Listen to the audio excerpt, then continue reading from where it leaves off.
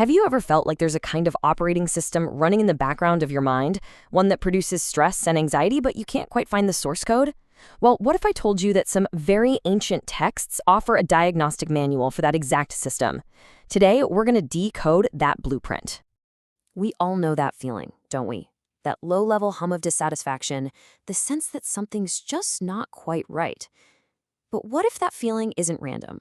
What if it's not a bug in your system, but a predictable feature that follows a very clear, traceable pattern? A pattern we can actually learn to read. Okay, so first things first. Let's get a really clear handle on the problem itself. The ancient texts we're exploring don't just say, feeling bad. They get way more specific. They identify 3 totally distinct textures of this experience, which they group under the term dukkha. Now, check this out. The first 2 we all get. Dukkha is just obvious pain, like stubbing your toe. Easy. Viparinamada dukkha is the pain of change, that bittersweet feeling when a great vacation ends. But it's this third one, Saṅkhāra dukkha, that's the real game changer. This is that subtle background static of dissatisfaction that's there even when things are good. It's the unease that comes from the simple fact that everything is constructed and temporary. That's the one we really want to zoom in on. So where does this constant, underlying feeling come from? The texts propose something pretty radical. It's not some big mystery. It's actually a predictable chain reaction, a process called paticcasamuppada, or dependent origination. Think of it like a series of dominoes, where one thing reliably and automatically leads to the next. And where does this whole chain of dominoes start? It kicks off with a single root cause, avidya. This term means not knowing and not realizing. It's not about being unintelligent, it's a fundamental misunderstanding of how our own minds work. It's like seeing weird things happen on your computer screen, but having no idea that there's an operating system running underneath it all. So from that fundamental misunderstanding, avidya, the next domino falls, saṅkhāra, or formations. You can think of these as the mind's knee-jerk reactions. They're the ingrained mental habits and impulses that fire off automatically, coloring our perceptions and setting us up for our next action, all before we're even consciously aware of it. And from those initial formations, boom, a whole chain reaction just unfolds. These are the first 6 links. It starts with that core ignorance, which leads to those automatic formations, which then give rise to consciousness, and on, all the way down to the simple act of our senses making contact with the world. Each one is the direct cause of the next. And the chain just keeps on going. From contact comes feeling, from feeling comes craving, from craving comes clinging, and this all culminates in what the texts call the origination of this whole mass of suffering. The main takeaway here is incredible. Our inner turmoil isn't random chaos. It's the output of a system, a predictable mechanical process. Okay, so we've got the blueprint for the machine. But a blueprint isn't much help if you can't actually see the machine running, right?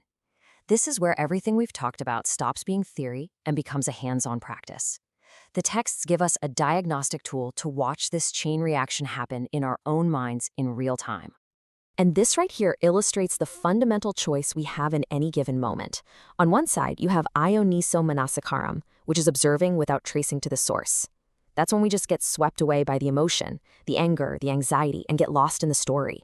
But on the other side, there's yoniso manasikaram, observing by thoroughly tracing to the source. It's simply asking, wait, where did this come from? What caused this feeling? This is the fork in the road. It's the pivot from being a passenger to becoming the driver. So if we want to trace these reactions back to their source, we're going to need a certain amount of mental calm, right? It's pretty much impossible to do any clear investigation when your mind is bouncing off the walls.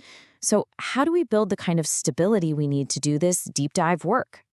The primary laboratory for this investigation is, believe it or not, incredibly simple. Mindfulness of breathing, or anapanasati. This is where the rubber meets the road, where that complex blueprint of suffering connects with a practical, hands-on method for working with it directly. Look how beautifully simple these instructions are. There's no complex philosophy here. The entire goal is just to know the breath as it is, without judging it, without trying to change it. This simple, sustained act of paying attention is what starts to build that foundation of mental stability we've been talking about. Okay, so let's tie this back. Remember that second link in the chain, Saṅkhāra, the formations? Well, how do they actually show up in our day-to-day experience? They manifest in three main ways: as bodily formations, like that tension in your shoulders; as verbal formations, the impulse to just blurt something out; and as mental formations, those repetitive thought loops we all get stuck in. And here's the direct connection. The practice isn't just about passively watching the breath. As the mind settles, the instructions actually evolve. You begin to train yourself to calm the Kaya Saṅkhāra, the bodily formations. You learn to use your breath to actively release the physical restlessness and tension that's so tied up with our stress. And it goes even deeper than that. The practice also explicitly trains you to calm the Chitta Saṅkhāram, the mental formations. This means seeing those anxious thought loops and using the breath as an anchor to let them settle down. See, this isn't just about general relaxation. It's a targeted intervention, aimed squarely at a critical link in that chain of suffering.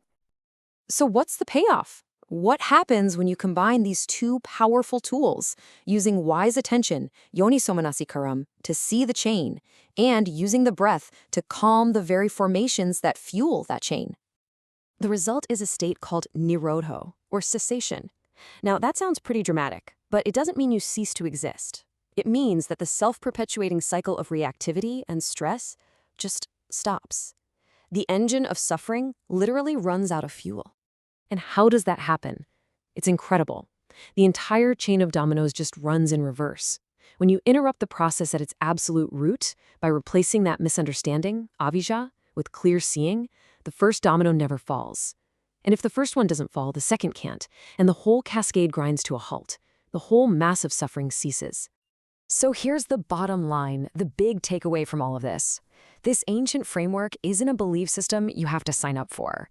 It's presented as a practical, observable map of your mind's operating system. It's basically a user manual for your own consciousness. Ultimately, what this does is it flips the script. It empowers you to go from being a passive victim of your moods and anxieties to an active investigator of their root causes. It suggests that you have the tools to not only see the process, but to actually intervene. So the only real question left is, where in that chain are you going to start looking first?